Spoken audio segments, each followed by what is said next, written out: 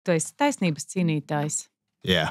Jā, tas tev arī ir. Jā, es tā kā atvērta grāmata tev esmu.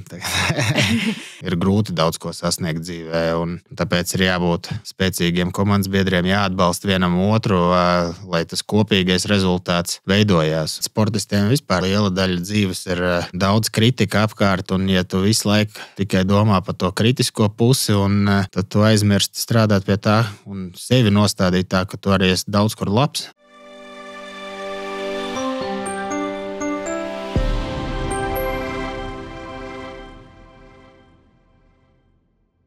Čau, numeroloģijas spēks skatītāji! Pirmkārtām laimīgu jauno gadu, un es priecājos, ka mēs iestartējam jaunajā gadā ar jaunām podcastu sarunām ļoti aizraujošām personībām. Un šodien mans viesis ir, es teikšu tā, un nebaidīšos šī vārda, leģendārs hokejists, mūsu bijušais izlases kapteinis Kaspars Daugaviņš. Čau, Kaspar! Sveiki! Es esmu neaprakstāma laimīga, ka tu esi atnācis uz sarunu, lai aprunātos par taviem talantiem un iespējams paskatītos, ko numeroloģija tev stāsta tālāk patiesībā. Kā attīstīt sevi tālāk? Kas ir tie tavi virzieni? Jā, man pašam arī tas interesanti būs paklausīties. Superīgi. Un tā patīk, ka cilvēki, kas ir ļoti daudz ko sasnieguši, tāpatās ir gana atvērti, lai paskatītos vēl, kas ir tās iespējas, jo tu esi patiesībā ļoti, ļoti jauns cilvēks, tā kā tev varbūt kaut kāda daļa noslēdzās sadaļa, bet to jau mēs vēl nezinām, vai viņi noslēdzās. Nu tā. Tā daudz runājā, un ir tiešām interesanti, tāpēc, ka tā viena dzīves daļa, kas bija hokejs, tā jau tikai ir maza daļa no dzīves, un viņā tu biji viss iekšā, un tagad ir pienācis tas laiks, ka kaut kas arī cits varbūt jauns jāpamēģina, un intereses vienmēr ir bijušas daudz un dažādas, un varbūt tiešām kaut kas interesants uzpeldēs ne no kurienes. No kurienes. Klau, tev vispār patīk astroloģija, numeroloģija? Cik daudz tu esi par to tā kā iedziļinājies? Teikšu godīgi, es laikam neesmu bijis tas, kas tā kā nopietni tam pievērs uzmanību. Cipari jau mums sportistiem ir kaut kādi tuvie mīļie, un likās, ka viss bija labi ar maniem hokeja numuriem. Bet jā, man brālis ar to tā kā nodarbojās, pamācījās, un viņam tas ļoti interesanti. Viņš ar kaut ko iemet tādu informācijai. Es saku, es jau vienmēr tikai labo ņēmu ārā, bet būs interesanti, es domāju, man noteikti tas. Jo īstenībā man arī patīk tikai labo skatīties, jo man kaut kā liekas tā, ka kaut kādas ēnas puses savas mēs tā kā apzināmies labāk nekā tās labās citreiz. Tev tā nešķiet kaut kur, kad pie kā piestrādāt mēs zinām, bet kas mūs var pavilkt uz augšu.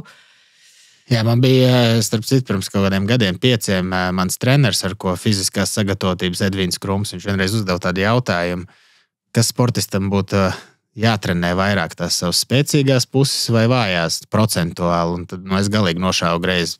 Likās, ka jāstrādā vienmēr pie tā, kas tev nesenāk, vai uzlabot to, kur tu neesi labs, bet tad viņš tieši otrādāk pateica, ka 70% ir jāstrādā pie tām vērtībām, kurās tu jau esi labs, un viņas vēl attīstīt vēl labāk, un tad tas vienmēr ar tā nostrādāja domāt par to pozitīvo, kas tev sanāk labi, un pievērst tam uzmanību, jo tajā jau tu saproti un esi labs.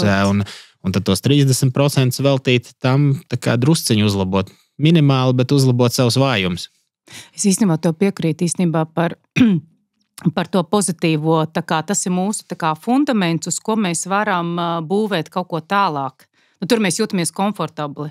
Tā. Jā, es noteikti sportistiem vispār liela daļa dzīves ir laikam daudz kritika apkārt, un ja tu visu laiku tikai domā par to kritisko pusi, un tad tu aizmirsti strādāt pie tā un sevi nostādīt tā, ka tu arī esi daudz kur labs, un vispār cilvēki, man liekas, brīžiem sevi nenovērtē un roku tur, kur nevajag rakt sevi, un jā, es arī vienmēr esmu centies būt tāds pozitīvi domājošs un ticēt tām labajām lietām un likt sev tos lielos sapņus un tiekties pēc viņiem, nekā visu laiku sūdzēties un domāt. Protams, ir labi arī kritiku saņemt kādreiz kā sportistam, jo tas tev motivē atkal atgriezties pie tām labajām lietām.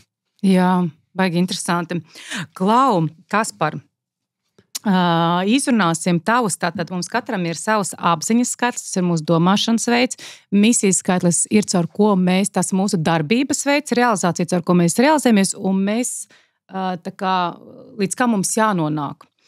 Un tevi pētot, man bija ļoti, ļoti tiešām interesants pašai aizraujošs ceļojums. Man katru reizi ir tāds, cik forši man, jau es uzrunāju pirmām kārtām tevi, tāpēc, ka man tevi gribējās satikt. Un tikai tad es eju skatīties skaidļus, un te man tā kā citreiz vai nu ļoti sakrīt, ka es esmu tā iedomājusies, bet, protams, tev viss te ļoti jaudīgi, bet man bija tāds ļoti daudz pārsteigumu. Un vēl zini, kas man bija pārsteigums, kad tu esi tas cilvēks, kur tev karjera, it kā liekas, ka tu jau ļoti daudz esi sasniegts. Tu esi ļoti daudz sasniegts. Tu manā izpratnē esi pirmkārt tā kā mūris, arī hokejā, tāds emocionālais balsts iespējams bija komandai ļoti, bet tev vēl kaut kādas tādas, to mēs vēl pieķersimies, ļoti lielas lietas stāv tikai priekšā.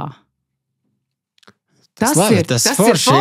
Jā, jau it kā liekas, kad jau tik daudz sasniegts, kad varbūt jādomā pievērsties tur tikai ģimenei un kaut kādām savām, bet ne, tev vēl viss ir tik jaudīgi priekšā. Kopā ar ģimeni. Un kopā ar ģimeni. Protams, Klau, pār tavu apziņas skaitli tev ir 9, un 9 ir tev iet cauri 18 skaitļiem, kas ir 1 un 8, un tajā vienniekā ir, te tev superīgi sakrīt ar to, nevis sakrīt, bet tu esi līderis un kapteinis komandai, un tas tev ir sapratne par komandu, tu gribi viņu vadīt pat, un tev ir sapratne par cilvēkiem, tā kā tu esi līderis komandai, jau 8 ir par komandu. Cik tas ir īstenībā, cik tu esi forši, ka tu tajā lauciņā arī varēji izpausties. Jā, mums jau hokejs ir bijis komandas sporta veids, un no 10 gadu vecuma arī pie tiem pirmajiem treneriem, kas bija, ka viņi vienmēr lika to uzsvaru, kad pa vienam ir grūti daudz ko sasniegt dzīvē, un tāpēc ir jābūt spēcīgiem komandas biedriem, jāatbalsta vienam otru, lai tas kopīgais rezultāts veidojās.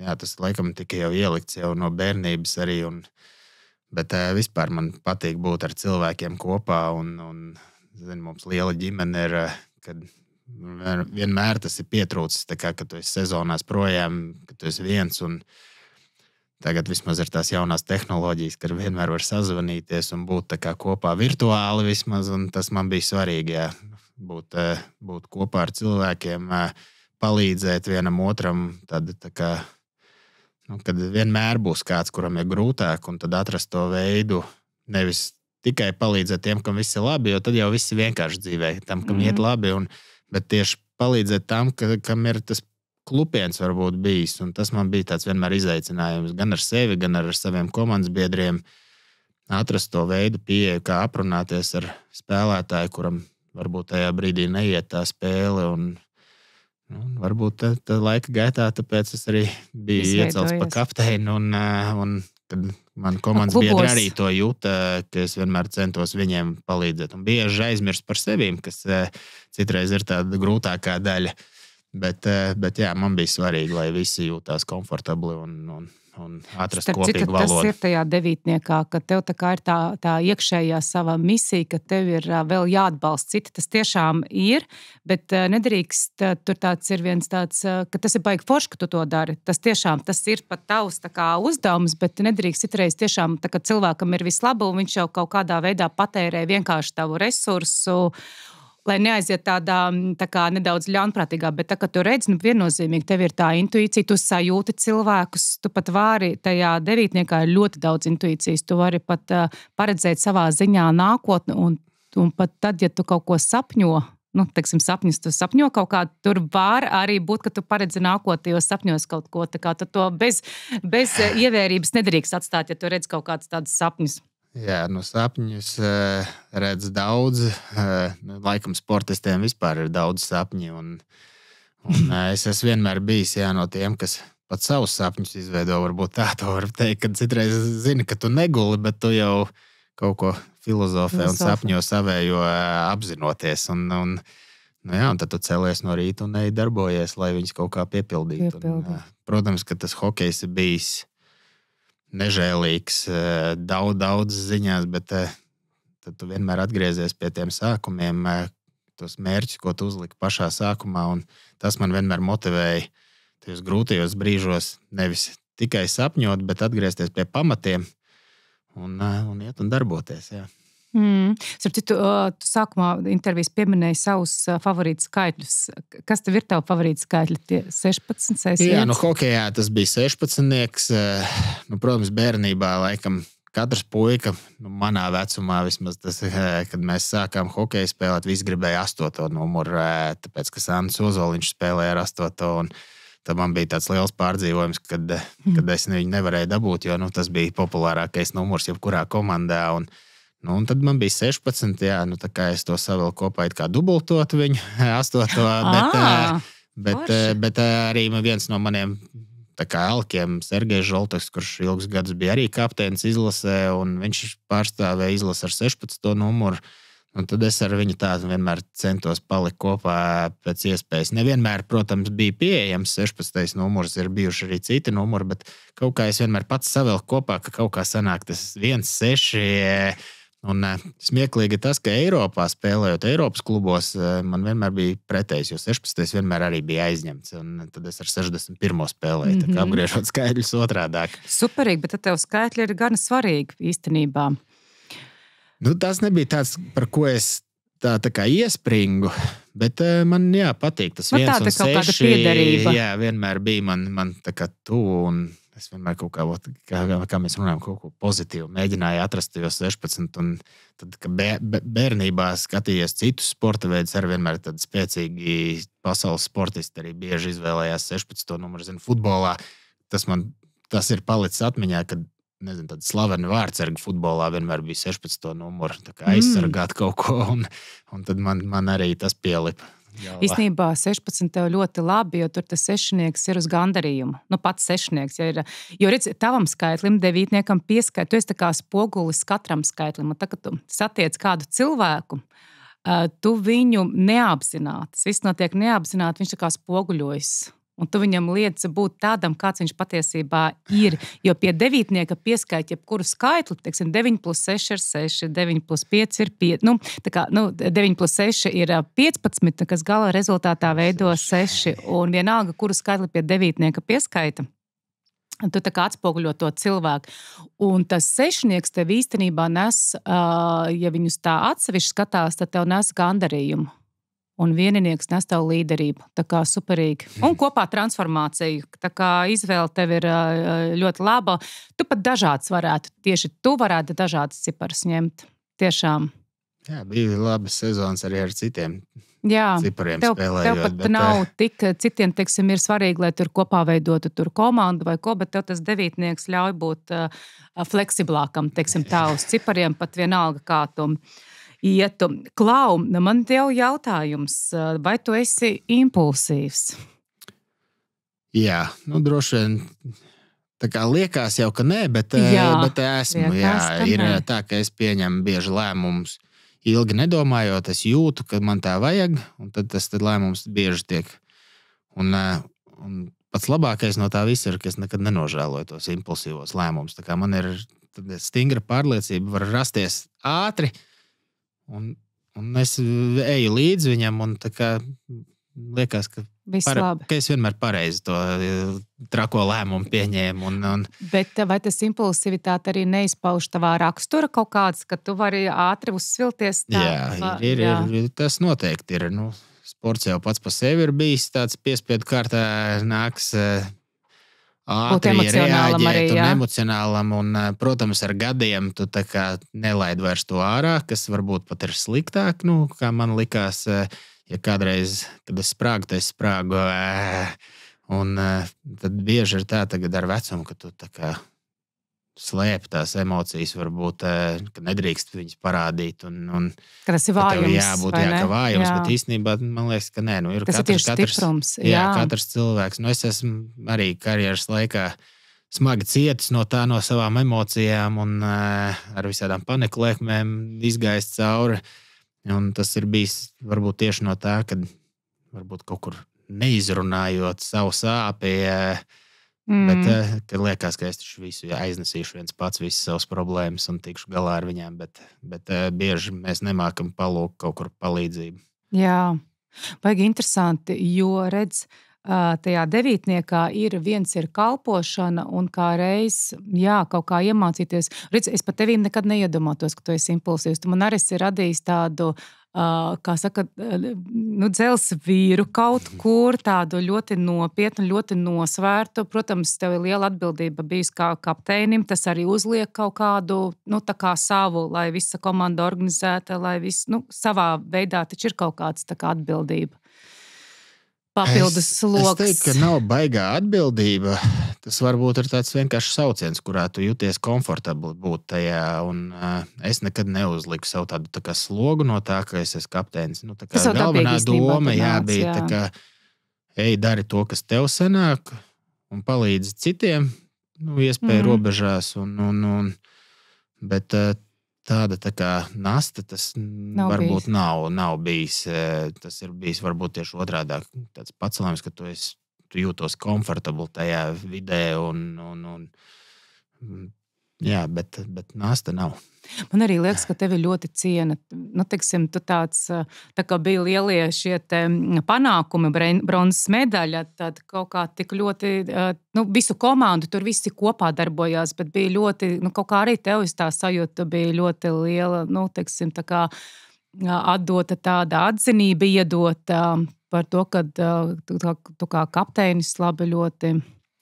Man jau liekas, ka es esmu no tiem cilvēkiem vairāk, kam nepatīk tās uzslavas. Un arī laikam pagāja kāds laiciņš pēc tās bronzas, kad skatījos tos video, lai saprastu, ko mēs īsti esam izdarījuši. Ka es tur beig nekur neparādos, nevienā video. Es vienmēr kaut kur nomalēju.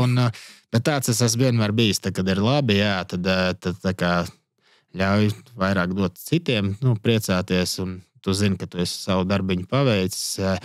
Man bija tieši otrādāk, laikam, tajos brīžos, kad bija smagi un kad bija daudz kritikas, tad gan es vienmēr biju priekšplānā un paņēmu triecienu uz sevi. Man tas bija svarīgāk, jo es zināju, ka es to varu izturēt, to triecienu, bet cits nevar. Un tad man bija, tad es biju gatavs uzņemties atbildību, pat kur es nebiju atbildīgs par to, par citiem, jo, lai viņi nesalūst. Bet tāda tā kā, ka man vajadzētu būt priekšplānā par kaut ko, un es arī neuzskatu, ka es tur izdarīju kaut ko vairāk kā jebkurš cits komandas biedrs, kad mēs bronzu vinējām. Es tieši uzskatu, ka es vienkārši, man paveicās būt kopā ar viņiem un būt tam kapteinim, bet liku vienmēr savus komandas biedrus vienmēr priekšā, ka viņi iedeva man iespēju uzvarēt bronzu ar viņiem, nevis ka es būtu darījis kaut ko vairāk, lai viņu uzvarētu. Bet tur viens pagrieziena punkts bija, kur tu ļoti kaut kā izvilki un visus reiz, es tad neatminos, bet tur kaut kāds bija, kur tu tieši baigos vārtus iesiti. Jā, bija viens gols, un tad tur aizgāja kur man emocijas izšāvās arī ārā. Es tā vienmēr tos golus, kad iemet, man arī bija tā, ka es nebiju no tiem, kas tur lēkā un priecājās baigi. Es tāds biju koncentrēts un 16 gadus izlasē spēlēs, nebija nereiz ceturdaļfinālā spēlējis. Un tad tie vārti pret Šveici, kad mēs izlīdzinājām rezultātu un vēl 5 minūtes jāspēlē bija, un tu zini, ka mēs būsim ceturdaļfinālā, un tad man tās emocijas arī izšāvās pirmo reizi, man liekas, karjerā tā, jo priekš manis tas bija svarīgi, tas bija tāds mazais neizsapņotais sapnis ar Latvijas izlasi kaut ko sasniegt, un ilgus gadus es ņēmu to kritiku, ka mums nekas nesanāk uz sevīm, un teikšu tā, nebaidījos un solīju, ka būs Latvijai kaut kad medaļa, un zināju, ka es pretīm dabūšu ļoti daudz kritiku, un mēslus apkārt no žurnālistiem, ka es esmu traks un ko es runāju. Tad man bija beidzot tas, kad 12 gadus gaidīju to momentu, un mēs to medaļu izcīnījām, tad es atcerējos pie sevi, bet arī neteicu nevienam, kad visi tie žurnālisti, kas neticēja, ko es biju pirms 12 gadiem teicis, ka tas būs, un tad man bija tāds gandarījums sev iekšā, ka es pierādīju, kopā ar džekiem, ka var to izdarīt. Tāda ticība iekšējā, kas visu laiku bija. Bet jums bija tad, kad jau kaut kā viss jau gāja vienu komandu otru, kaut kā jau sapratāt, ka kaut kas liels notiksies? Tas laika gaitā veidojās. Jā, sportā jau ir tā. Mums tas čempionāta sākums bija tik traki vājš. Un, pirmie cilvēki, kas mūs Hāris Vītoliņš bija no tiem cilvēkiem, kas neļāva mums padoties mentāli. Un, viņš ielika tos pamatus, kad viss tikai vēl priekšā ir. Un tādā tā kā bezdibeņa malā mēs bijām. Tagad jau vairs nav ko zaudēt. Jāiet un jāpriecājas. Un mums tā ķēdīte sāk salikties. Un tad jau arī tu redzi, kad komandā tās emocijas uzplaukst un tā kopības sajūta veidojās. To nevarēja nepamanīt. Bet kas bija svarīgi, ka mēs par to nerunājām. Ka mēs tādā klusībā visi viens uz otru skatījāmies un redzējām, ka būs labi, bet negājām tur afišēt to, ka mēs tagad viss būs. Jo, tās labās lietas arī citreiz labāk noklusēt un ticēt, nekā iet un mētāties ar tiem vārdiem. Bet bija tā tiešām, kad mēs kaut kā katru dienu kļuvām kā komanda spēcīgāka. Baigi forši. Tā bija tāda zelta izlase. Pagājušā gada nogalē tu paziņoji, ka tu ej projām no tā kā hokeista, arī no klubiem, no izlases, ja? Tā kā hokeists. Jā, nobeidzu savu karjeru un varbūt tas arī ir tādā ziņā impulsīvs lēmums, bet man viņš it kā bija pārdomāts, jo pēdējos 3 gadus es jau tiešām tad tā kā cīnījos ar sevīm visu laiku. Un, cik ilgi tu vari to kaut kad arī ilgtermiņā tu zaudēsi. Un vienkārši bija jāpieņem tāds lēmums, kurā es esmu godīgs pret sevīm. Jo ķermenis ja galva nav, kā es saku, 100% iekšā tajā, tad ķermenis seko līdzi. Un tiešām es jūtos tā, it kā visi ir šokā, jo bija statistikas ziņā ļoti laba sezona. Viss iet, bet es tiešām cīnījos ar sevīm. Un es jūtu, ka kaut kad ir jāpaiet maliņā. Mūžīgi profesionāli sportu nespēlēs un impulsīvs, bet pārdomāts. Tā kā viss vienā salikās. Un tagad es esmu, varbūt es tiešām esmu priecīgs, ka es to lēmumu pieņēmu, jo bija tas lielais mērķis vilkt līdz nākošam gadam, līdz tai olimpiādei, jo kopā izcīnījām to ceļazīmu. Bet man tas būtu tāds smagi tas nāktu, jo būtu jācīnās un tomēr, kā jau tu minēji, ir arī dzīvē citas lietas, ne tikai hokejs un ir ģimene.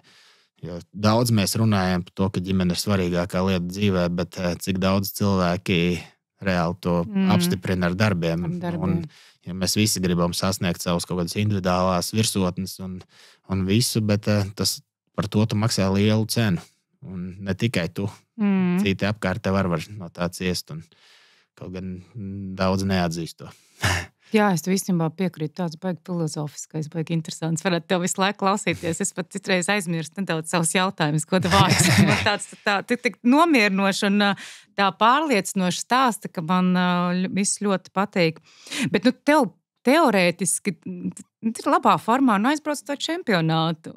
Tā nevar kaut, to olimpiāde vai ko. Tā kā tu tagad paņem pauzīt, varbūt 1 gadu, tu vēl gana jauns esi. Kāpēc tā nevar? Jā, man jau bija pieredze. Tas bija 2022. Gads olimpiāde, iepriekšējā olimpiāde Ķīnā, un es paziņoju par beigām Latvijas izlasē. Es zināju, ka es vēl spēlēšu hokeju profesionāli un gatavošos klubam, bet, lai es varētu to darīt, man bija pa lielam jāpieņem lēmums paiet malā no Latvijas izlases. Jo gadiem tu ziedoji savu ķermeni Latvijas izlasē tajā brīdī, kurā tev būtu savs ķermenis jāsaved kārtībā, lai tu varētu profesionāli spēlēt klubā, jo tas tomēr ir darbs un ienākumi tavējie, un izlase ir vairāk goda lieta un pārstāvēt savu valsti, par ko tu nesaņem neko, un tu ziedo visu savu ģimenes laiku. Un tad es sapratu, kad man tā izlase bija tāda pa daudz tajā brīdī, un es pagāju malā,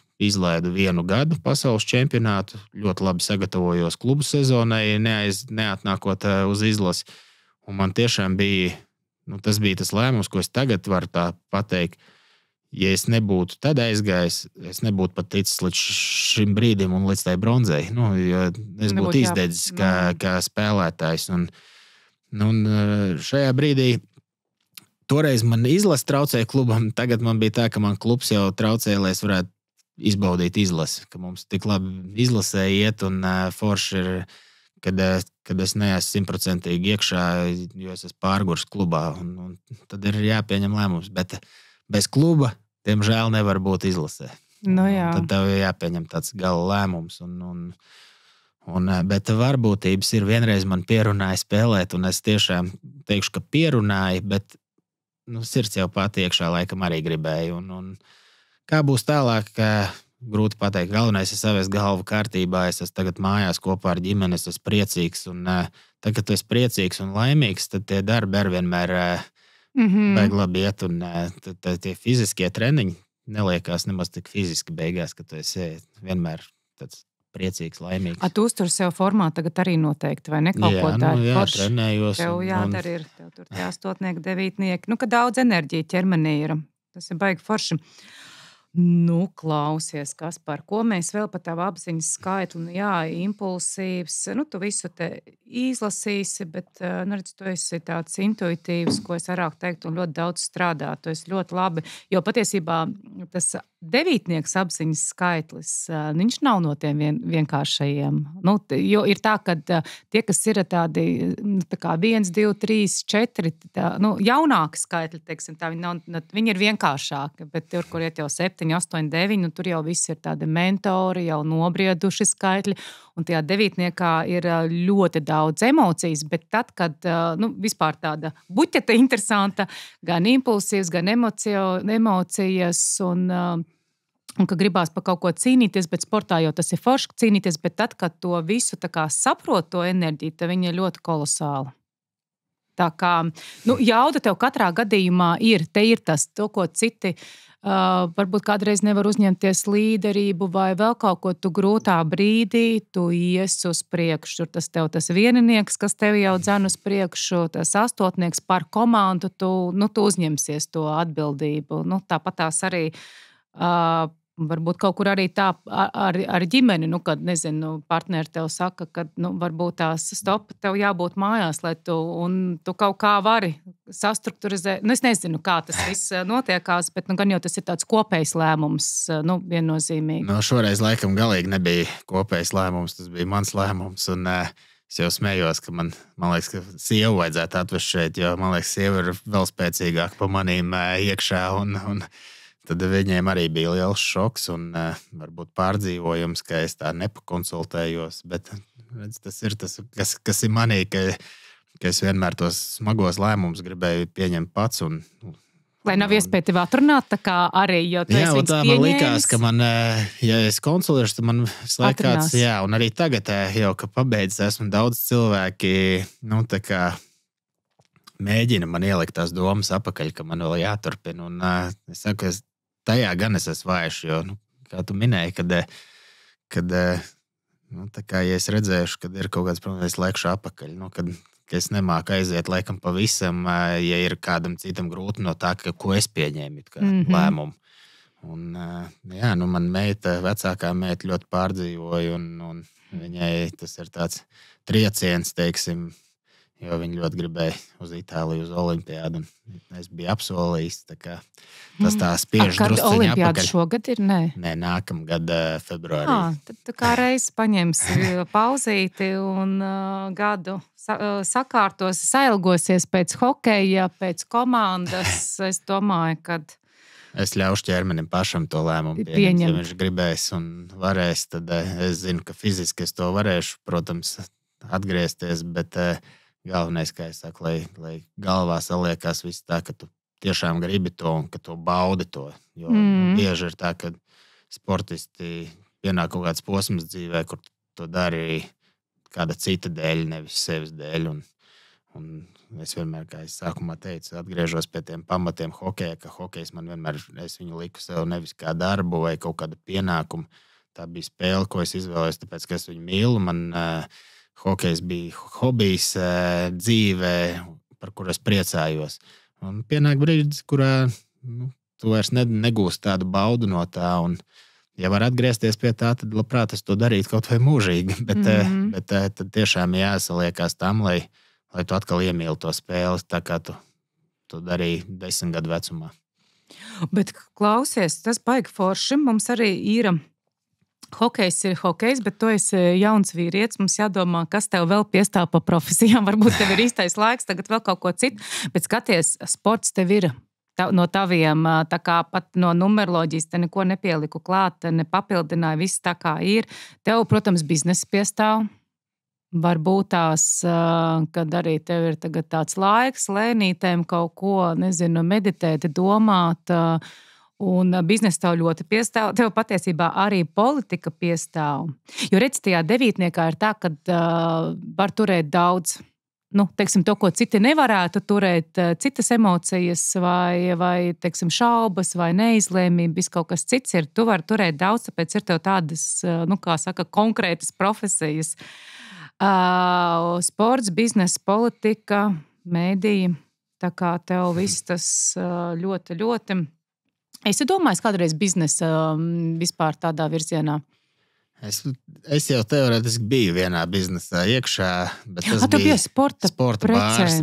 Sporta bārs mums bija, bet tas bija tāds grūts laiks, tāpēc, ka es pats uz vietas nebiju, un man liekas, ka biznesa tomēr ir arī visi tie slavenie biznesmeņi, kam ir viss sanācis, viņi vienmēr saka, ka savus biznesu pašam ir jākontrolē un jāiegulda, bet es nebiju uz vietas, bet man patika domāt, kā viņu uzlabot, un, diemžēl, pats ar savām rokām to nevarēja izdarīt, un tāpēc pagājām projām no tā visa, bet jā, idejas man ir daudz visādas biznesa. Es saku, tā vaina laikam ir tikai uzsākt kaut ko un nebaidīties, jo man liekas, ka ir tādas idejas, ko varētu attīstīt, kas tiešām būtu interesantas un vajadzīgas. Tev jebkurā gadījumā tajā devītniekā ir kaut ko darīt, kas nes sabiedrībai arī labumu. Tā kā tas sports, tev kaut kur tas connections, teiksim tā, ar sabiedrību tu nedrīkst pazaudēt. Un te ir baigi interesanti, par ko man bija vēl interesantāk skatīties. Tev ir gan misija, gan realizācija uz 4. Un tas 4-nieks, tas ir interesants. Tur ir pirmkārt radīt kaut ko jaunu. Un vēl, viennozīmīgi tu esi mentors. Kas tev vēl ir interesanti, kad mums ir tie 4 skaitļi, mums ir apziņas skaitlis, misijas skaitlis, realizācija un būtība, un katrs tas skaitlis konkrētā gadā ieslēdzas. Bet tu tagad visu laiku vēl dzīvo īstenībā ar šo te apziņas skaitli, un tev 40 gados ieslēgsies misijas skaitlis, tad 37 ir, vai ne? 36, šogad būs 37. Būs, jā. Vienmēr sakot, 40 gadi, tad, kad tev pārslēdzas uz misijas skaitli un, principā, tev radīt kaut ko jaunu. Un vēl tev ir, kad slepeno zināšanu nodošanu. Tu esi uzkrājis, un tā kā tu, te esi uzreiz kaut ko domā, tā kā ir jāpamāca, vēl citi jāmāca. Tev tā ir sastāsta, ka devītnieks vien jau prasa dot kaut ko sabiedrībai, un tev tā kā viņi ir jāizglīto, un tev vēl ir tava būtība. Tu esi savā būtībā jau mentors. Jā, vienmēr bija tā, kad likās, ka daudz ko darīt ne tikai priekš sevīm, bet palīdzēt citiem arī dabūt no viņiem ārā viņu maksimumu. Un es sievai tieši teicu, kad es pabeidzu spēlēt, ka viņš, ko tu dari? Es saku, es nezinu, bet es gribu būt vēl noderīgs kaut kam lielam. Un ka es negribu vienkārši... Tā mēs visi domājam sportisti profesionāli, ka beigsies lielais sports, tad tu beidzot varēsi baudīt dzīvi, palikt mājās un neko nedarīt, teiksim tā. Bet tā, kad tu nokļūst realitātē, es neesmu no tiem laikam, kas var nosēdēt tā vienkārši neko nedarīt. Un, kaut gan patīk jau brīžiem tāda slaista dzīve drusciņa. Protams. Bet gribās būt noderīgam un tiešām darīt kaut ko tādu, no kā tu gūsti baudu. Es vienmēr gūstu baudu no tā, ka tu atradi veidu, kā kādam citam arī tiešām palīdzēt. Un varbūt tāpēc man vienmēr bijis tā cilvēki apkārt arī, kas mēs viens otru esam bīdījuši uz priekšu. Un, kad tev ir grūti vai kādam citam, tad mēs kaut kā kopā vienmēr tikām ārā. Un man vienmēr tas likās tāds sauciens. Jo redzi, tas tev tajā 4-niekos abos, tur ir tiešām daudz idejas. Un tev ir tā, ka tev daudz idejas visādas ienāk, un tu gribi viņas realizēt vai negribi uzreiz. Kā tev ir? Jā, man ir tās idejas, ir daudz un dažādas. Un man pilna pārliecība iekšā, ka viņas ir ļoti labas un vajadzīgas. Es saku, tagad ir vienkārši tāds posms, kurā es vēl ar sevi mēģinu tikt galā par to sportu, kā būs. Bet tad, kad es nolemšu virzīties, tad es iešu tā kā all-in iekšā viņās un centīšos viņas realizēt. Vēl jāsaliek. Es tāds vienmēr apzinīgs pārdomāju, jo līdz sīkumiem pirms es iesaistos. Tas ar man vienmēr ir bijis tā, kad es neielēcu tā, ka kāds teica, te būs labi, un tagad es eju uzreiz pie pirmā. Man vienmēr tāpat pie sevīm viss ir jāapdomā, lai nav tā, ka tu ieej kaut kur un ka kāds tevi izmanto, varbūt tādā ziņā, ka es zinu, ja es iešu iekšā, tad es ar pilnu pārliecību zinu, ka es kaut ko varu izmainīt.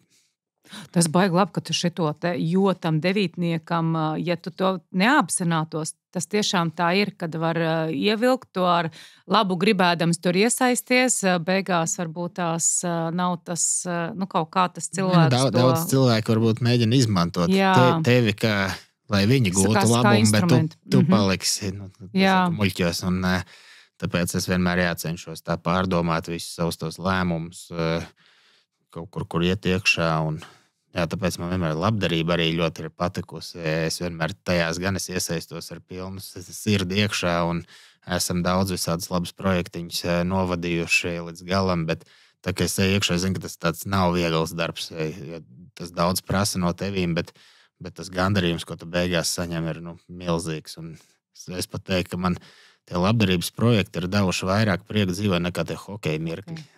Redz, es tavā devītniekā, tavā domāšanā, ka tev pilnīgi velk pie sabiedrības un labie darbi un kalpot caur mīlestību, nevis caur cīņu. Baigi labā lieta. Bet starp citu, ja tu esi ar partneriem kaut kādās biznesa darīšanās, viennozīmīgi tev ir jāaicina. Tu esi tas centrālais spēlētājs, un tu skaties, tur vajag, es nezinu, kaut kādas pat tehnoloģiju, tad tu skaties, ko tev konkrēti vajag. Tev nebūtu vēlams iet kādu citu tēmā iekšā, tev jābūt tai kontrola paketei viennozīmīgi. Tā tu jutīsies labi, jo savādāk... Tas vienmēr kad... Tu kontrolē situāciju, vai ne? Jā, tā kā darīt vienkārši darbu kādam, tas ir savādāk. To biznesā jomā tu galīgi, tad tu veido un tu skaties, kas tev piemēro. Es vācu komandu, kas man palīdzēs un visiem būs labi, ka es zinu, man vienmēr tā arī bija hokejā, ka es zinu, tos cilvēkus apkārt vienmēr atlasīju tādus, ka tu vadīsi, bet visi gūs labumu no tā. Jo viennozīmīgi tu esi līderis un tev tā līderis kvalitāte arī tu nekad nejutīsies komfortā, ja tagad tur, nebūs tavs cilvēks vai tev tagad viņam ir 10 reizes kaut kas jāsaka, tad tev arī var aizkaitināt patiesībā. Kad tu patiesībā caur to astotnieku pasies, tev arī gala tā būtība ir vadīt cilvēkus un tur vēl tas izpauž, ka tu esi tā kā veiksmes pamats citu cilvēku panākumiem. Kad tu pasaki, tev ir jābūt šeit, tev ir jābūt tur, un tā tie cilvēki vislabāk performēs un atklās savus talantus. Saproties, tu patiesībā pat nepelni naudu caur sevīm, tu caur citiem cilvēkiem tev jāpelna. Tas ir tas ideālais vispār. Protams, sportā ir bijis savādāk. Tas, tā kā es nezinu, sportā, man liekas, vispār var savilkt kopā. Visas sfēras var savilkt kopā caur sportu arī. Tāpat kā bizness, sports ir tieši... Tagad jau runā, ka sports ir pa lielam bizness arī. Sports ir bizness. Bet tas ir komanda veidošana. Sports ir politika, bet to es nezinu. Tik tā arī es teikt. Tas kaut kur arī ir taisnība noteikti, bet tas vairāk ir nevis pašiem sportistiem, bet... kas uztur sportists, tā ir politika. Bet sports, ir bijis tāds biznesa drusciņ, tā ir komandas darbs, pareizi deleģēt katru savā mazajā lauciņā, lai tā kopējā bilde, kā mums daudz treneri vienmēr saka, ka ir 20 zobrati komandā, un ja viens nestrādā, tad 19 arī negriežās. Un tā ir bijusi tā māksla vienmēr visiem kopā darīt to savu darbiņu. Kāds zobrats ir lielāks, kāds mazāks, bet Bet jāgriežās visiem, ir, lai mašīna brauktu uz priekšu. Pilnīgi piekrītu. Un zini, kas vēl, Kaspar, tajā astotniekā ir ļoti daudz, tev viņi veseli 3 ir vienkārši kolosāli. Pirmo reizi tā satieku, analizēju cilvēku ar 3 astotniekiem. Un astotniekā ir ļoti daudz manipulācijas. Bet es caur numeroloģiju sapratu, ka manipulācija nav nekas slikts, ja tu strādā, iedomājies, tu strādā ar komandām, tu tagad pieies pie katra, klausies, Pēter, tev jābūt ir šeit, tāpēc, ka tu mācies ļoti ātri iegriezt tam cilvēkam, lai viņš saprastu, kas viņam jādara un ka viņam tiešām jābūt šajā pozīcijā. Tur ir tas, tāpēc vārds manipulācija nemazām, ja viņš nav sautīgos nolūkos, nav slikts, jo tajā astotniekā, pēc, ka viņi jāvada daudz cilvēku, ir komanda, katram nevar vienmēr paglaudīt pa galvu un pateikt, klausies. Tā kā tur tas patiesībā ir visiem, vadītājiem ar to ir jāmāk, ka tas uzreiz cilvēks saprot, es taču, kaut kā viņam to pateikt, ātri iegriezt, tas nav slikts tiešām. Redzi, te arī var savilkt kopā ar hokeju to. Tieši, kā tu saki, tā arī ir bijis pa lielam. Hokejā ir vairākuma izspēle. Ir 5 cilvēki pret 4 jāspēlē. Un, ja tajā vairākuma izspēlē ir 5 cilvēki, kas domā, ka viņi vada to vairākumu, tad nekas nestrādā.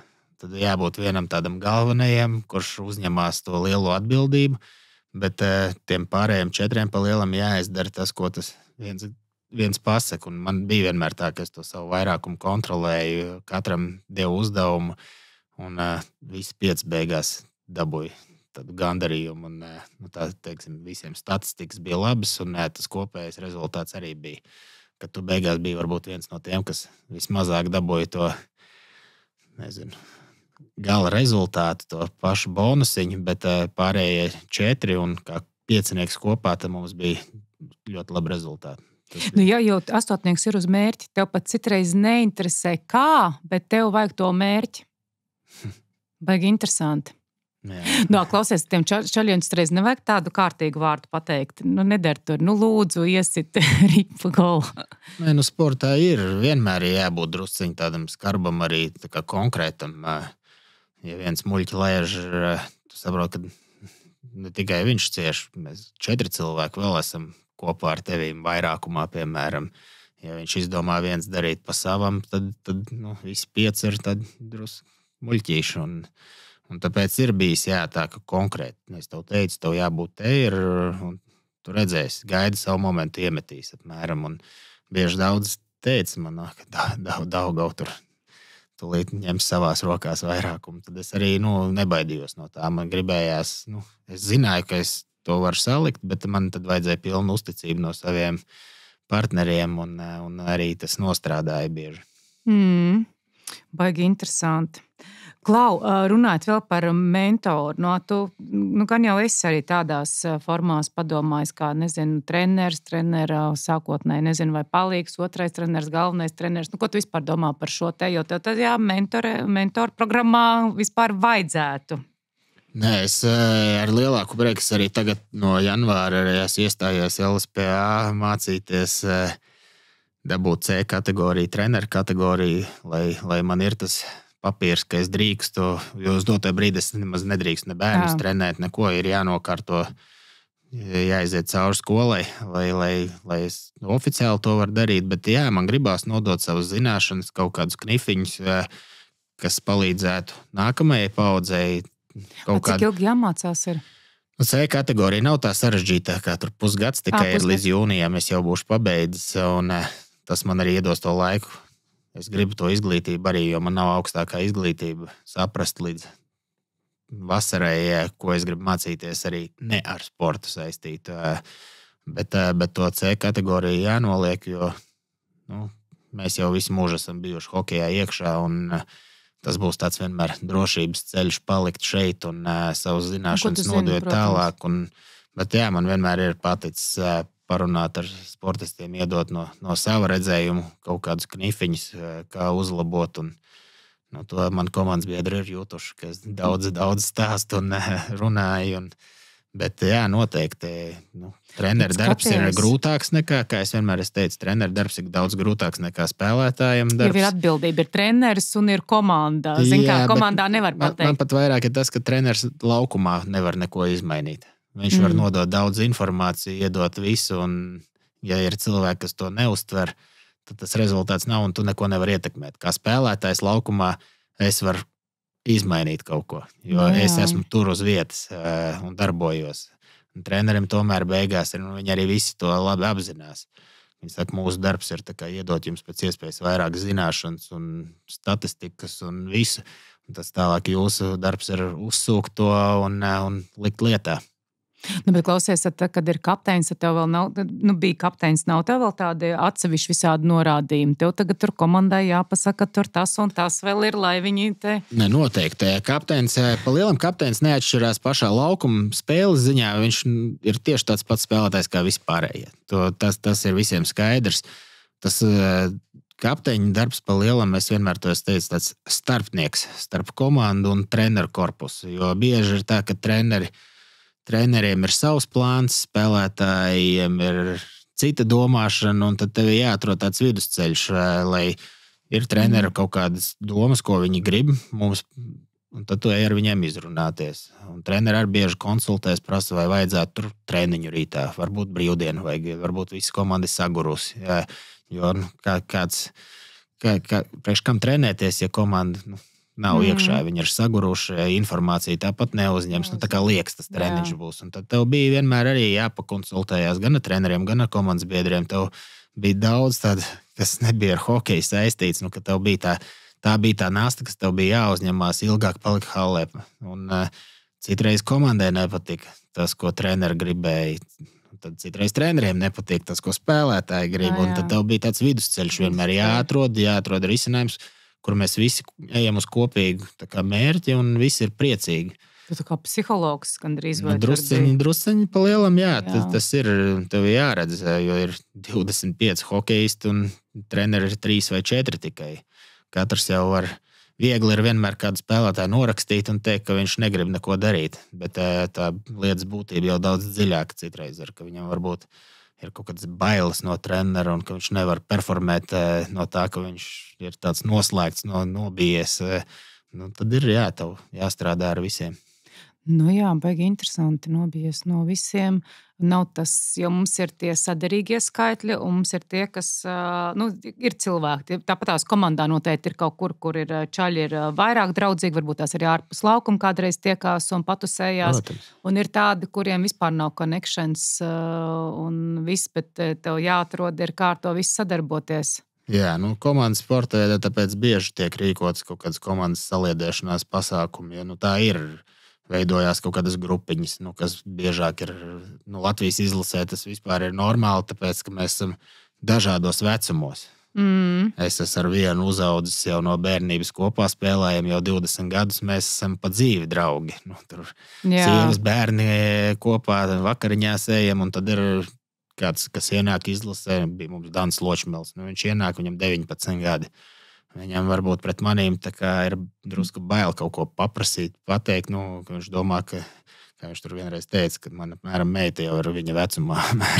Tad tu ar viņu arī izrunājies, tu gribi, jo tu redzi viņā iekšā tādu talantu un visu, un citreiz viņam varbūt ir jāiedrošina viņš, ka viņš ir ļoti svarīgs spēlētājs. Bet tas ir tas process, kas notiek sportā visu laiku, jo tā gadu paudze ir ļoti atšķirīgi, baigi interesanti. Klau, bet runājot vēl, forši visu izstāstīt, bet pieķeroties par tām mācībām, tev tagad būtu baigi forši īstenībā tajā augstskolā vēl iestāties. Tas ir plāns līdz vasarai saprast to virzienu. Ko es gribu. Tu jau minēji par biznesu, es arī gribētu pamācīties pirms es kaut kādā, kā es saku, biznesā arī ir jāsaprot, lai nav tā, ka tu domas un emocijas un darboties tu esi gatavs, bet bieži ir tā, ka tu varbūt nesaproti kaut kādu to lietu. Tāpēc es gribu tagad nokārtot, tas kurs ir diezgan īss, 6 mēneši, un līdz tam es jau zināšu, ko es gribu sākt, tā kā pilna augstāko izglītību Baigi forši tas būtu, jo īstenībā tad, man liekas, arī tās ir visādas tur 2 gadu, 3, tu arī jā, kaut kā tur ir tādu. daudz, un arī neklātienē ir tagad, es jau drusciņi nožēloju, ka spēlējot, jo tagad ir liels pluss sportistiem, ka daudzi mācās. Ja kādreiz teica, ka sportisti ir tādi zābaki visi un stulbi, tad es teiktu, ka otrādāk tagad ļoti daudz sportisti ir ar daudz izglītībām jau spēlējot profesionāli, jo ir iespējas mācīties neklātienēs, ir daudz brīvais laiks, kā sportistam arī, ko daudz jau domā, ka mēs katru dienu esam hallē visu dienu. Tā īstenībā nav. Un ir sezonā ļoti daudz dienas, kur tu sēdi vienkārši divānā, skaties televizoru, un jaunākā paudze to ir sapratusi, ka viņi izmanto to laiku jau mācoties. Tas ir baigi labi. Diemžēl man tā iespēja nebija, un tagad man nākas pēc karjeras visu to darīt. Kaut gan lielākā daļa jau, es teiktu, jau mācās, un daudziem ir, kur es spēlēju kopā ar Arturu Kuldu, viņam jau pat ir maģistra grāds, un viņš vēl joprojām spēlē. Tā kā tas mīts par stulbajiem sportistiem, es esmu ļoti kategoriski pret to. Tas bija, teiksim, tā 20, 30 gadu atpakaļ bija tāda tieksme, kad sportisti bija visi tikai sportā un neizglītoti un dzērāji, tad tagad tas ir pilnīgs pretstats. Jā, ir pietiekami gana daudz bijuši visādi, tā teikt, sliktie piemēri, kas citreiz ir kā labi piemēri, un sportisti tagad jau apzinās, savā veidā, ka tā karjera kaut kad beigsies, un tev jādomā, kur tu guldīsies tālāk, kā tu to guldīsies. Mums tie sliktie piemēri tieši bijuši vislabākie piemēri, redzot sevišķi man, kas bija tajā paudzē, kur es spēlēju kopā, kur teiksim, liela daļa bija pēc karjeras nodzērās un neko nesasniedza. Un tad tā bija tā galvenā motivācija, lai tev nekad tā nenotiktu dzīvē. Jā, jo redzi, citiem ir tā struktūra, viņa tā kā satura. Un kā nav struktūra, tā viens pats vairs tur nevar izpeldēt. Tā kā, kaut kā tas viss tev tā pieredze, ka visi pat tevīm tev pusdienas ir gatavs, tev treniņš ir, tev viss ir, tev ir tas pieprasījums, un pēc tam ir pašam jāmāk radīt šis te pieprasījums. Bet tev katrā gadījumā ir kopumā forši, tev ar to vispār nav. Tas nav tavs, ne tu esi mākslinieks, ne tu esi kas ļoti ietekmējis no citiem, arī tas nav. Šaubīgais tips arī nav. Tu diezgan ne, un tev tie astotnieki. Tā kā, tādā ziņā, ka tu, ko tu arī saki, tu visu laiku funkcionēs uz priekšu. Jā, kāda mērķtiecība vienmēr ir bijusi. Jā, ļoti daudz. Plānus. Citreiz tie plāni, protams, ir tā, ka ir lieli un grūti sasniedzami, un ir sāpīgi, ka tu ej uz viņiem un nesasniedz, bet labāk, lai ir tā, ka tev vispār ir tāda cilvēka, ka nav nekāda, ka viņš dzīvo, un es zinu, uz ko es eju, es cenšos, un tā ir tā mana motivācija darboties, turpināt kaut ko. Tu būsi vienmēr par mērķiem. Tas ir baigi forši, bet mēs tagad vēl uzzīmēsim tavu matricu, vai mēs kaut ko neizrunājām vēl? Būtības skaitlis 8, tātad tu par komandām esi realizējies savu 4. Tur arī ir tas, tu esi taisnības cīnītājs. Jā. Jā, tas tev arī ir. Tas ir īstenībā viens man ļoti svarīgs bijis dzīvē. Man tētis tā audzināja arī, man ir tā kā godīgam pret sevi vienmēr bijis. Tas man numur 1 moto ir dzīvē.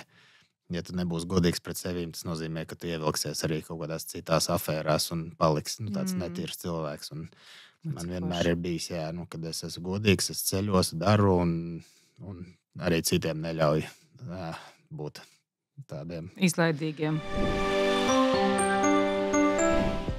Man pateik, ka tev ir šie te vieninieki, tātad, tā līderība tev ir. Tie astotnieki naudu, tev gribēsies naudu. Tiešām, tas ir pat tavs uzdevums attīstīt savu materiālie panākumi, gribas spēks, cilvēkus iesaistīt caur citiem cilvēkiem, tu pelni naudu, gribēsies tev arī materiālos panākumus gūt. Un man ļoti patīk, kas īstenībā nav daudziem, ir piecinieks.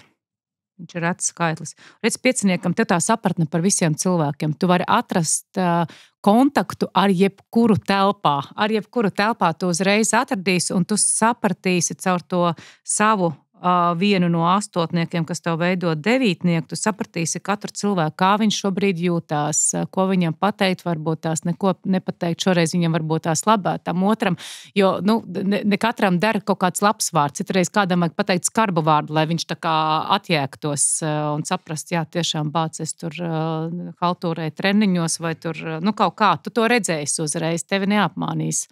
Jā, es tā kā atvērta grāmata tev esmu. Jā, bet kas tev ir foršs, bet tev tagad ir tas jaunais, tātad tu pārslēgsies pamazām uz mentoru. Jā, tev nākamais tātad pagrieziena gads, kad tev misija iestājas ir 40 gados, pēc tam 44. 44 plus 8 ir 52. Tu esi, lai cik tas interesanti ir, ka tu esi ļoti daudz vēl jau sasniedzis, bet lielākie vēl panākumi, kur tu kā personība izpaudīsies, tev viss vēl tikai priekšā ir. Tas man patikās. Nevis, ka jau viss ir, kā saka, sasniegts un vairs neko, bet... Līdz pensijai vēl tālu tad, Jā, tu kā pensija. Tagad tieši tā, kā saka, izpūt gaisu, saproti, kur tu var būt tās...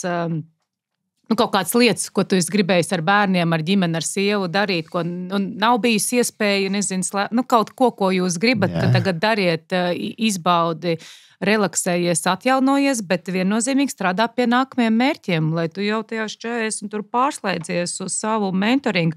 Tev ir tātad konkrēti mērķi jāliek, ļoti konkrēti, bet redzi, tie, kas ir ar sportu, tiem automātiski vispār, jebkurš bērns ir jāsūta sportā, vai viņš ir mākslinieks, radošais, vienalga, kurš obligāti ir jāsūta sportā, jo sports attīsta mērķtiecību jebkurā pakāpē, tāpēc jebkuram skaitlim. Un es domāju, ka tev kā profesionālam augstas līmeņa sportistam noteikti tā mērķtiecība ir izstrādāta, bet idejiski tev ir it kā jāliek konkrēti mērķi, tu pat vari rakstīt, ko es vēlos, kad es vēlos un ko tas tev dos. Jau mērķim jābūt tā kā sastaistītam ar mums, jau nedara mērķis, tā kā nepiepildās, ja viņam nav pielietojums ar savu personību.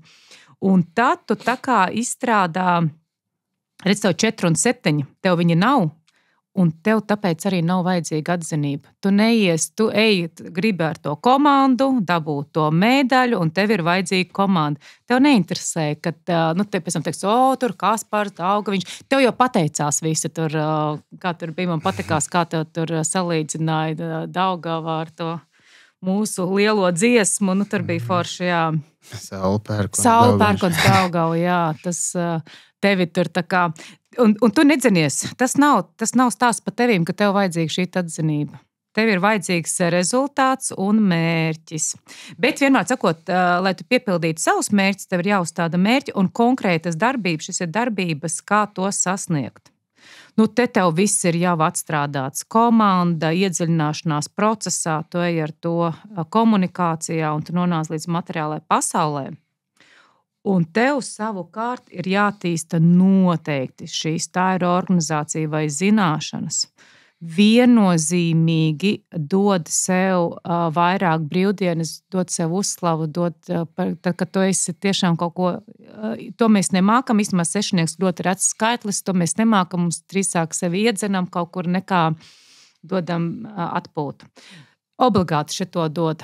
Reāli, tu esi to pelnījis, tu vari vairāk jau caur to gandarījumu, tā kā mēs kaut ko sasniedzam un nedodam to gandarījumu, tad mums itreiz pazūd tas drives atkal dzīties pakaļ. Ir jādod obligāti gandarījums sev.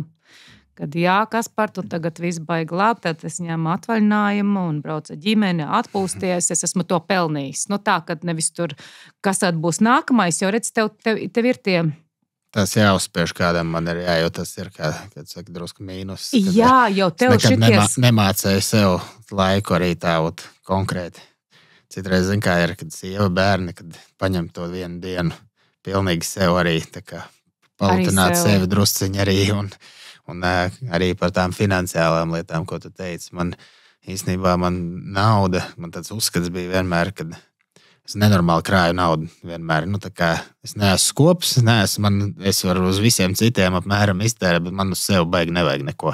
Man tā kā ir labi ar to, kas ir, bet jā, vienmēr krāju un tā kā nodrošināt savu ģimeni. Varbūt tas tāds vienmēr ir, ka vēl, lai viņiem pēc tam ir baigi labi pēc manīm. Bet man uz doto brīdi daudz neko nevajag, lai būtu laimīgs un priecīgs. Tu esi labsirdīgs ļoti. Jā, vislabsirdīgākais skaitlis. Protams, nevar tevi izmantot tā kā, ka tu sajutīsi, ka tevi sāk izmantot kāds, nezinu, no čomiem vai ko, tagad tevi slēgt no čau, kas par. Tas tev ļoti nepatiks, tu uzreiz sajutīs, bet kopumā tu esi labsirdīgākais, labākais cilvēks telpā vienu. Tā varēšu sievai tagad teikt, ka biežāk jābrauc golfs man spēlē. Jā.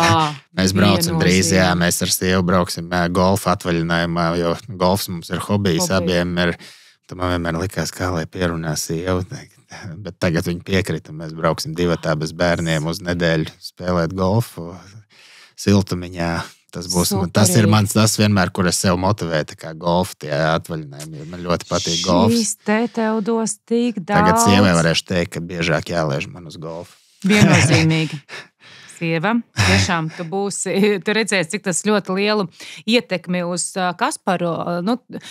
Tas iedos tev tieši otrādāk, nevis tu izšķīdīsi kaut kā, bet tu kā reiz gūsi to gandarījumu, idejas tev vairosies, jo tā kā mēs esam tādā apmierinājumā ar sevi, tad mums arī kaut kādas lietas tā kā sakārtojās. Tā kā mēs esam tādi pārņemti, sastresojušies, tur tas nav šitas, tad arī kaut kā mēs nobloķējam visu. Tā kā tev vispār tagad, tu gatavojies savam lielajam mentoringa, kas tev noteikti būs jādomā, ko tu dosi. Turp, kā tu nodosi, nevis ko dosi, bet kā tu nodosi savus unikālās, slepenās zināšanas tālāk. Tas otrs arī tas, ka tu esi tāda dabīga autoritāte, kas arī ir forši, ka tev nav kāds jāpārliecina, hei, čaļi, klausieties manī. Tas tev dabīgi sanāks. Paties, un to tu tā kā saka, nomest malā un ignorēt noteikti nevari. Man prieks, ka, ja tu izmācīsies tagad, tas būs vispār ideāli. Jo īstenībā ir tā, ka ir cilvēki, kuri var bez izglītības, bet vispār ir jābūt izglītība. Tas ir tā kā mūsu fundaments kaut kāds vispār personībai. Tu esi jauns un tas ir forši, tu tagad izmācīsies, tu, man liekas, pilnīgi atkal savādāks sevi pacels kaut kādā tādā citā apziņas līmenī. Es sev motivēju, ka man ļoti patīk skolā mācīties. Kādreiz es biju viens no tiem ratiem sportistiem, kam es uz skolu braucu vienmēr, kad stundu ātrāk nekā skola sākās. Man patīk, es visos ļoti labs. Es līdz 9. klasē, kamēr es biju tā ikdienā skolā, es biju gandrīz izcilnieks, teiksim, tā skolā. Un viss matemātikas, fizikas, ķīmijas man ļoti patika. Kas visiem riebās, man tieši patika. Es visos pulciņos gāju, tur fizikas un ķīmijas. Un, man tiešām mācīties vienmēr ļoti patika. Viens mīnus bija, es nekad nepildīju mājas darbus, ko laikam nevar teikt bērniem, bet jā, man nevajadzēja. Es ļoti labi uztvēru informāciju tur skolā, un es jau pāraudzināju savus skolotājus. Es atceros, viņam teica, ka es mājas darbus nepildīšu, tā kā varētu likt man kaut vai vienniekus, tur divniekus, bet tā kā pienāks, kad pienāks eksāmeni, un es visu nokārtošu, ka jūs būsiet šokā. Un man, protams, tā karjera ieveidojās tā, kad jau 10. klases jau bija prom ārzemēs, un tajā laikā nebija tālmācība. Tā man bija tāda, paldies skolas direktorai, kur bija klases audzinātāji, kas palīdzēja pabeigt vidusskolu. Bet jā, pa lielam 3 gadus nemācoties vidusskolā, es visus eksāmenus noliku diezgan labi. Bet ģeniāli, tu baigais intelektuāls esi. Tad jau vispār te nav varianti jāmācās. Jā, tāpēc es ceru, ka būs tāds azarts, tagad daudz baidās, bet es tāds excited drusciņi esmu par tām mācībām. Tagad es ceru, ka viss būs tiešām labi, kad vasarā jau es zināšu to augstāko izglītību, ko es gribēšu iet. Jo tev, starp citu, šis gads ir uz 5. Es tev nosūtīšu. Es, man liekas, tev nosūtīju jau aprakstiņu. Es nosūtīšu. Tev ir uz 5, tev tā kā savā ziņā arī transformācija. Redz, šis te kopējais mums arī tur, nevis kopējais ir 9, bet tā kā atbrīvoties no visa liekā, bet tur tas astītē ir 5, tāds loģiskums, kaut kāda transformācija. Tu arī pamazām transformējies, un tev ideāli būtu šogad tiešām kaut ko, lai tu paplašinātos. Saproties, caur tām mācībām tu atkal savu apziņu paplašini. Nākamais tev gads būs nedaudz pabaudīt dzīvi, Tas golfs tur būs. Sešinieks. Un tad tev sāk kāpināties jau tāda lielā transformācija. Tad tev būs 28. gads ļoti par jau biznesa lietām kaut kādām. Tāds jau karjeras gads atkal jauns. Tā kā viss tev tāds tagad var nedaudz pafilozofēt, ko tu vēlies, kā tu vēlies. Pārdomu laiks tāds. Pārdomu laiks. Es man patīk, ka tu kaut kā saņēmi to, izcīnījāt jūs to bronzas medaļu, ļoti liels tāds sasniegums, vēsturisks sasniegums, neaprakstāms vispār no emocijas viss, un kaut kā uz tajā pīķī arī to tā kā savā ziņā noslēgt, lai ir tā deserta sajūta tāda paliek, vai ne? Jā, daudzi jau teica, ka varbūt viens no tādiem plāniem bija vinēja bronzu, ej prom, viss savā augstā. Bet man tajā brīdī bija tad, ka mēs beidzot sasniedzām kaut ko, un kad tagad ir tik forši tie laiki, kad prom negribējās iet.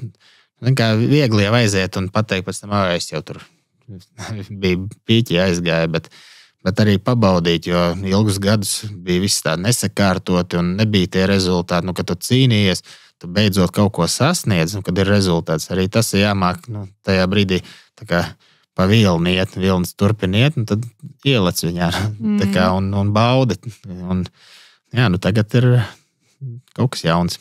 Bet bija labi. Superīgi. Tā, ko mēs vēl, varbūt tev kāds jautājums ir, ko es varbūt kaut ko nepateicu. Tev būs tavs veiksmes kodiņš arī, tātad tev viss tagad tikai kāpināsies, te būs ļoti daudz varēsi aprakstus, starp citu par taviem skaties. Tev bija Kaldera kauss 2010. un 2011. gadā, un tas tev gāja caur 17. 8. cikls. Tas bija arī darba augļu saņemšanas gads. Tā kā pasties, cik interesanti, ka tu arī, un tas 1 un 7 ir tā kā līderība un atzinība. Tajā Kaldera kausā tu tur bija tāds ļoti nozīmīgs. Jā, palielam viens no galvenajiem. Reiz, un tas tev gāja caur 7. Bet tas arī bija tāds, tieši gads pirms tam bija tāds gads, kurā visas domas bija varbūt vispār jābeidz spēlēt. Ka bija tik smagi tie laiki pirms tam, un arī tas pats Kaldera kauss mums bija, tas stāsts ir vienkārši unikāls. Mēs laikam esam vēl joprojām vienīgā komanda, kas visā vēsturē, un tas kauss ir 100 gadus jau izspēlēts, un mēs knapi iekļuvām tajā Kaldera kausa izspēlē, kā 16. komanda. Playoffos tikām iekšā ar tādu veiksmes drusciņu faktoru. Un tad beigās visi teica, tūlīt jau zaudēsiet, brauksiet mājās. Tikāt iekšā jau liels sasniegums, ka piedalāties apmēram. Un tad beigās mēs visus pārsteidzām un vinējām no pēdējās vietas. Kolosāli. Tas bija arī tāds pagrieziens, vispār karjerā, un ne tikai man, mums visai komandai pa liela daļa pēc tam debitēja Nacionālā hokeja līgā kopā. Wow. Jā, mēs tā kā kopā izcīnījām, izgājām cauri LA, kas bija, un beigās baudījām tos augļus pēc tā Kaldera kausa nākamajā sezonā. Visa karjera tikai sāk iet uz augšu. Bet, Klau, būt sportistam, šādi te visādi mirkļi vēsturiski, par ko, nav tāds, tu nekļūst atkarīgs no tiem, ka tev gribās vēl un vēl, nav tas dzinuls. Sports pats pa sevi ir atkarīgs, un pa lielam jau mēs jau varam te stāstīt un runāt, cik forši būs bez viņu un mēģināt kaut ko jaunu, bet sirdī jau tas hokejs, no viņa nevar aiziet pavisam projām, un tā ir tomēr lieta, ko 36 gadi man tagad ir no 9 gadu vecuma. Pa lielam es esmu bijis tikai hokejā. Tas ir 80% manas dzīves ir tikai ar hokeju saistīta bijusi. Bet tie labie mirkļi jau ir uz vienas rokas pirkstiem saskaitām. Visiem tā doma, ka katrā sezonā kaut ko labi jau vienmēr var atrast. Bet tāds gandarījums, piemēram, ar Latvijas hokeja izlases ir 2, 3 bijis, varbūt pa 20 gadiem. Un klubu sezonās arī tu katru sezonu mēģini tiekties pēc jaunām virsotnēm, bet cik reizes tu nokrīti no tām virsotnēm. Tas tur ir katru dienu gandrīz. Tāpēc, ka arī tu minēji, kad jāmāk ir pabaudīt toreiz, ka mēs to bronzu vinējām. Tas bija tāds, ka pirmo reizi nebija kauns iet uz ielas Latvijā apmēram. Kad Ir gadi bijuši, kad ar gatavu ar akmeņiem tev mest virsū, un tad ir jāmāk kaut kā noslēpties drusciņu un iet strādāt, lai sasniegtu. Un tad arī mēs pabaudījām to brīdi un nekautrējāmies no tā. Bet kaut kā pat tevīm, kad kāds negatīvi atļautos, neesmu tā baigi nekad tās, kaut kāds komentārs, bet nekad neesmu redzējis, man liekas, ka tev tā ļoti ciena vispār, gan žurnālisti, gan atbalstītāji. Negatīvisms jau ir jebkurā gadījumā, arī tā, ka bronzu vinējām ir cilvēki, kur atļāvās domāt, jebkurā valstī, jebkurā nozarē ir cilvēki, kuri vienmēr kritizēs, kam nav kaut kāds pašcieņa un pašmērķis, tas vienmēr kritizēs citus, ka viņa dzīvē nekas neizdodas. Es saku, ir slinki cilvēki, kas neko negrib darīt, tad viņi kritizē citus un domā, ka viņiem labāk sanāks kaut kas. Tāda ir daudz, diemžēl. Un, tas ir žēl, kad tā vietā, lai pieceltos un darītu un pats sasniegt, sēž un ar pirkstu rādu uz citiem, cik viņam ir laba dzīve un man ir slikta. Jā. Tā, klau. Tāds īsts mājās sēdētājs tu nebūsi nekad, tev tas devītnieks virzīs noteikti darbībā, bet tas ir forši. Kaut vai, nezinu, būs pavasars, pļausim auriņu, tad tas tev tā patiksies viennozīmīgi. Jā, man jau sen patīk. Tas bija man numur 1 pienākums mājās pļaut zāli. Jā. Atbrauc, jā. Klau, Kaspar, es domāju, mēs esam visu izrunājuši. Es tev viennozīmīgi novēlu šogad tādu foršu un pārdomu gadu. Tā vienkārši skatīt. Jo, starp citu, tev šogad ir jāiziet uz komunikāciju. Tiešām super, kad atnāc uz raidījumu. Es ceru, tu kaut ko jaunu arī uzzināji. Tev, ka viss ir tikai vēl priekšā. Tev šis gads ir vispār tādu sevis paplašināšanos, jaunu kontaktu, skatīties jaunas iespējas, izcili kaut ko mācīties. Vienkārši izcili. Tā, bez iespringuma tev viss notiksies. Reāli tev viss notiksies. Paldies, man ļoti, ļoti interesanti bija. Jā. Tā kā daudz arī var savēlkt kopā ar savām tām iekšējām sajūtām, ko tu stāstīji. Vienkārši kādreiz ir vajadzīgs cilvēks, kurš to pasaka. Man... Jā, interesanti, kad tu nepazīsti cilvēku vēl noslēdzot. Es tā kā skatos ciparus un man liekas, bet Kaspars, tas, ka tev astotnieks viennozīmīgi, bet ka tu esi tas devītnieks, kur ir tas impulsivitāte, būs interesanti izrunāt, bet, redz, tie cipari, kā viņi ir, viņi kaut kādā veidā, raksturo to personību. Ja, kādreiz vajag kādu, kas iedvesmo arī. Kas iedvesmo arī, un tieši tā paskatīties, kas ir tās labās īpašības, un tā arī iet. Lai tev jaudīgs 2025. gads, lai tev sanāks realizēt maksimāli šo te sešnieku un tiešām dot atpūtu saviem vaļaspriekiem, ar ģimeni, visu, kā tu jūties forši. Tas tikai vairos viennozīmīgi tevī, kā reiz gribas spēku, mērķtiecību, tas vairos tikai to labo. Tas neiedzīs tevi slinkumā, tu par to vispār vari nesatraukties. Tas tev tas nebūs. Es vienmēr tā jūtos, ka labi atpūties, te vienmēr gribējās arī pēc tam vēl labāk pastrādāt. Tieši tā. Un tad, kad ir pārstrādājies, tad ir tas izdegšanas, kad patiesībā... Tas ar man bija. Jā. Un tu zini jau šīs sajūtas. Tieši tā. Paldies tev liels par sarunu. Es esmu ļoti, ļoti priecīga, ļoti pateicīga. Un lai jums, skatītāji, ir lielisks 2025. gads, es jums apsolu būs ļoti interesantas personības. Un es šogad piekritīsiet, es iestrādējis ļoti jaudīgi ar Kasparu Daugaviņu. Vienkārši burvīgs viesis. Paldies jums!